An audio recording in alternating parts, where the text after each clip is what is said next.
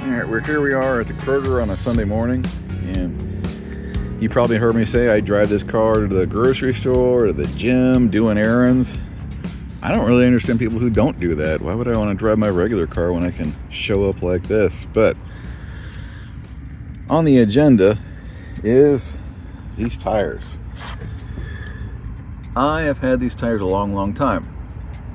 Now, if you've ever watched car shows or videos by very high-end car collectors, you will hear them say, even though they, they might drive those cars 5 miles a year, they change the tires every 5 years. That seems a little excessive to me, unless you got, Jerry Seinfeld kind of money, and I don't. So I just have ridden these tires as long as they go. I've always kept this car, if not garage, then at least covered and out of the elements. And if you look at the tires, they got a lot of tread on them. They're looking great. They still shine up nice. But I finally said to my tire guy, I said, check out these tires for me and tell me what you think. And his response was, these are probably the best maintained tires I've seen that are this old. And I was like, well, do you know how old they are? And he said, yes, I do. Apparently, I didn't know this. There is stamping on the sides of the tires that gives the date of manufacture. Now, I just looked all around for this, and I couldn't find it, but I will also admit I'm getting old enough that it's hard for me to read some of that stuff without some glasses. But I knew that I had not replaced these rear tires since we restored the car. I know I had replaced the front tires a few years, maybe 4 or 5 years after that, because I had a bit of an accident where I ran over a huge tree branch that had been dumped on the road, and I got a big bubble in one of the tires. And conventional wisdom is you can't replace just one tire, you have to at least do the matching axle. So these were probably replaced then. But I have not replaced these tires since I moved from Florida to Indiana. And I moved to Indiana in 2005. So I figured the tires were at least 21 years old. But when I had my tire guy look at them, he checked them out, and he found those stampings and confirmed that, in fact, these tires were manufactured in 1997. So yeah, you were looking at some almost 30-year-old tires right there. Now that's interesting because I bought the car in 98, and we put the first new set of tires on it the following year in 99, right when we got finished with the restoration. So doing that math, it means the rear tires for been on there since 99, and the front tires have been on there since the rear tires have been on since 99, the front tires since, let's say, 5 years after that, 2004. So 22 years old driving and 28 years old driving. That's a long time, and probably not safe. I don't actually even carry a spare or a jack in this car. I did not have it when I got them, and if you've ever seen them mounted, a spare would sit right there and really take up almost the entire, almost at least a third to 40% of the trunk. I don't think I've ever shown you my trunk. There's my trunk. We actually cleaned it up pretty nice and everything, and put this supposedly authentic matching material down. But I do think after that amount of time, it's time for some new tires. And so we are going to do something here. One thing I've never quite liked about the car is the stance of it. As you can see there, it kind of has that, and this was intentional, or as it was manufactured, it kind of almost seems to rest back on its haunches rather than sit forward, which I've never kind of really liked. Now, other than like messing around with the suspension and jacking up the back, the only really thing you can do is just change the size of the tires.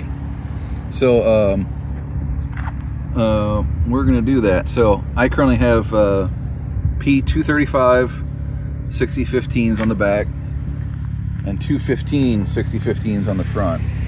So we are going to get some new tires.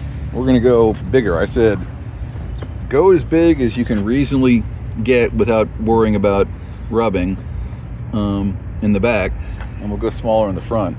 Little piece of fact here is, so when we went with these 215s in the front, we actually had an issue of rubbing the front fender lip here. I don't know if you can see there, I actually bent that in myself a little bit.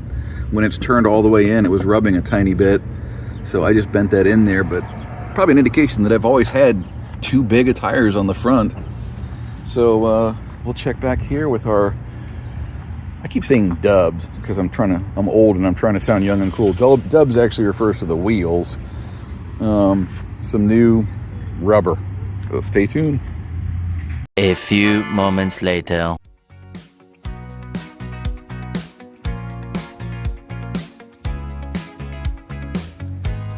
Well, say hello to Big Rubber. Well, we got the car back and we have the new tires on, and I have to say I think the stance is working out just about the way I had hoped. I'm not sure how much you can tell from this angle, but it's definitely got a little bit more of that lean forward look instead of the sitting back on its haunches look. So we end up going down one size on the front from 215 60 15s to 205, so not too much of a difference there, just down one. And we end up going up two sizes in the back from 235 to 255 60 15s. For those who don't know what those numbers means, the last number of the 15 is the width of your wheel. Nowadays they tend to be bigger, 16, 17, 18, 19, 20. The middle number is the width, and the first number is the height from the wheel to the edge of the, so 255, obviously quite a bit bigger. The tire shop, I basically just said, how big can we go in the back without worrying about there being rubbing issues? And they said 255 is pretty good. I mean, you can see we've still got a good 2-inch gap there, probably a little bit more, 2.5 in the back, so we're good, and plenty of room in the front. Don't have to worry about rubbing there anymore, but yeah, I'm pretty happy with it. So my first set of tires in 20 something years, so like I said, it was I think their back tires were on there since '99. And the front tires, I think, since 2004-ish. That's a lot of years for those tires. Probably shouldn't have gone that long, but what can I say?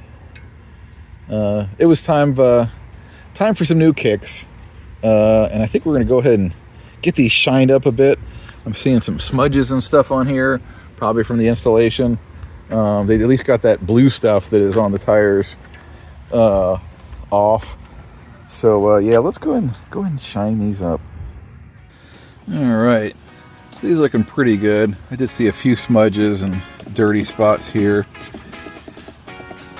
Just gonna clean these off a bit. I don't know if anybody watching remember from my Cadillac series, when I put the new white walls on that, and like before I even got the car back, it had like big greasy mechanic fingerprint smudges on my new white walls that I just paid $1,000 for. And man, was I not too happy about that.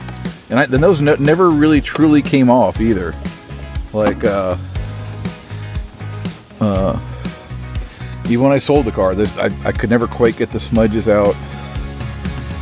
Not so bad for the tires are dirty too, and I really need to get in here with these. But yeah, these are my old Magnum 500. These are the classic look from back in the day. But so this is the stuff I use for cleaning raised light white lettering, Leslie's Flash White. That's just the stuff, very good for cleaning tires. And you know, there's 8 million products for tire getting that wet. I'm not really that big a fan on the wet look. I just like them like nice and cleaned and protected. But yeah, I did go with the BF Good wrench radial TAs, which is what I had on there before. There was other options, the Hoosier tires, a few others. But I thought these were this is just a classic look, and like I say, I'm a classic kind of guy.